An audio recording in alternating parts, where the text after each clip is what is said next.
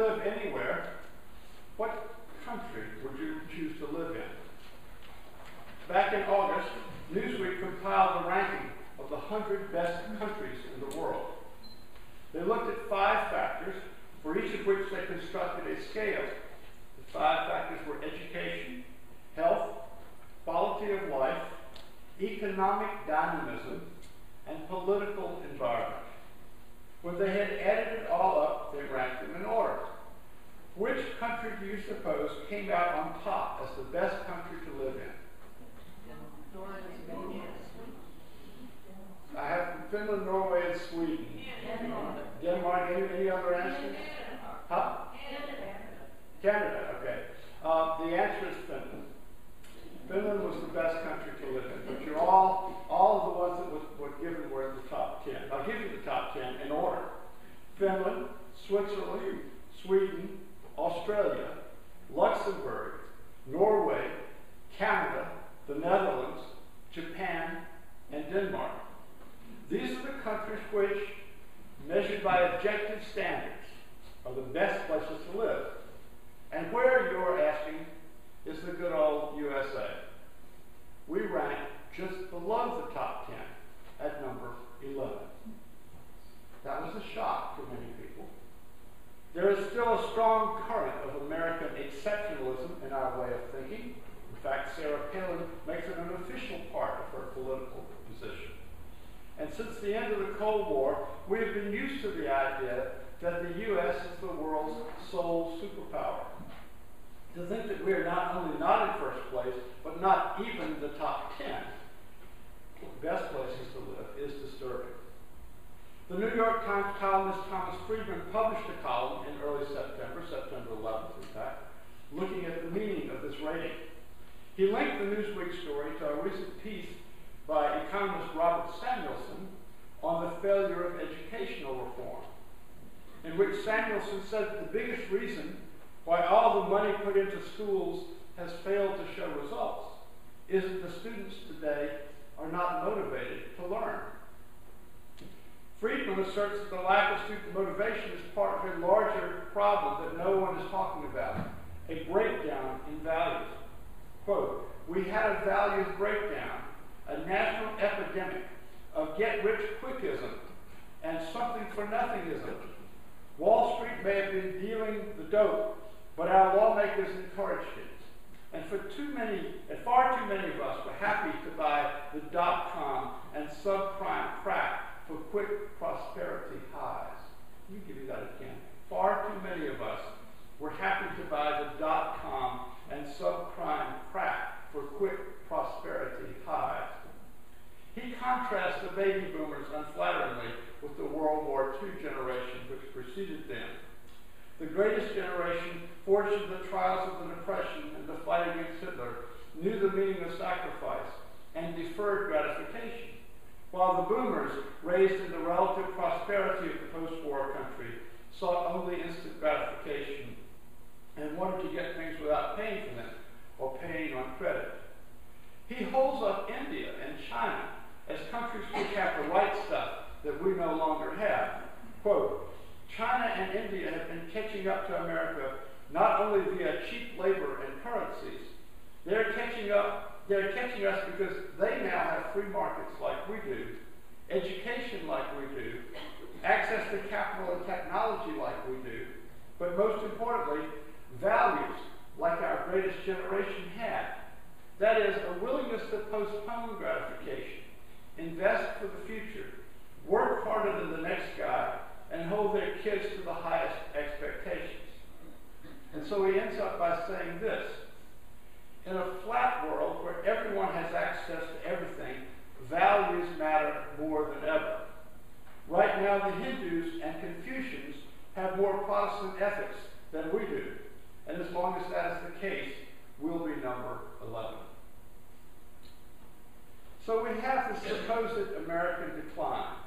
We have the supposed lack of motivation of American students, part of a larger crisis in values that has inflicted us since the baby boomers.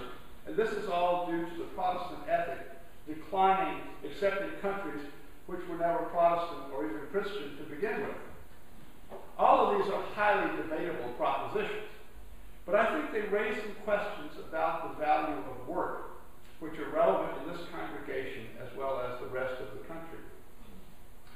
Work is not one thing, nor is there one set of attitudes towards it.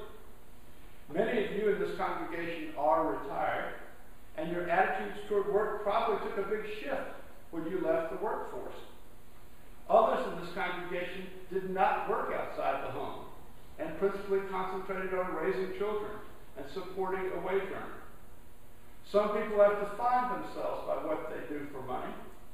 Others do one thing for money, but another thing altogether for their satisfaction or passion. I have a dentist who is a surfing nut. He gets me with my mouth open and all kinds of things stuck in it, and then tells me about the great waves he's been riding. The work of the world, Marsh Piercy tells us, is common as mud. In the presidential campaign of 1960, John Kennedy visited a coal mine in West Virginia and stood in a crowded room among the miners who took their questions. One grizzled old fellow, black with coal dust, stepped forward and said, "Mr. Kennedy, I understand you're a rich man's son and have never worked a day in your life." Kennedy replied, "Well, I've served my state as a congressman, as a senator, but I guess compared to coal mining, that's really not work. So I guess you're right. I haven't done a day's work in my life." The old miner was taken aback by this admission, but thought about it a minute and said, "You haven't missed a damn thing."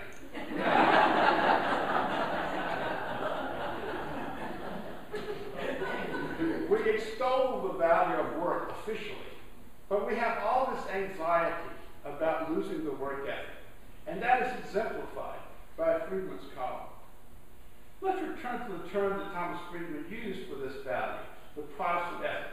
What he refers to as Max Weber's classical sociology, the Protestant ethic and the spirit of capitalism. That book was published in 1904, a time often called the Gilded Age, a time much like today, when unchecked wealth seemed destined to gobble up the political system. Weber's thesis was that a set of religious values was conducive to an economic movement. The Protestant Reformation, and particularly its Calvinist branch, held that only the elect were going to heaven, and one sign of who was in the elect was the accumulation of worldly success. This gave a great incentive for people to work hard and invest money, delaying gratification and downplaying the consumption of wealth. Those who were industrious were deemed holier than those who sat on their duffs or spent what money they had. Work of all kind was glorified in Protestant values. Now, Weber was a German, writing in German, but he had an eye toward the United States as an example of a place exemplifying the spirit of Protestantism. Of course, the archetype of that spirit is the Puritans, who founded Massachusetts. Though liberals broke theologically with Calvinism in the 18th century, the Universalists over the existence of hell, and the Unitarians over the inherent depravity of humankind, we are all heirs to this ethos. Weber quotes Benjamin Franklin, who, though identified with Philadelphia, was actually born in Boston, of a strongly Puritan family, and lived in Boston until he was 17. Here's a passage of Franklin's on making money, which Weber quotes as an example of the Protestant ethic. "Remember that time is money. He that can earn 10 shillings a day by his labor, and goes abroad, or sits idle 1/2 of that day, though he spends but 6pence during his diversion or idleness, ought not to reckon that the only expense. He has really spent, or rather thrown away, 5 shillings beside. Remember that money is a prolific, generating nature. Money can beget money, and its offspring can beget more, and so on.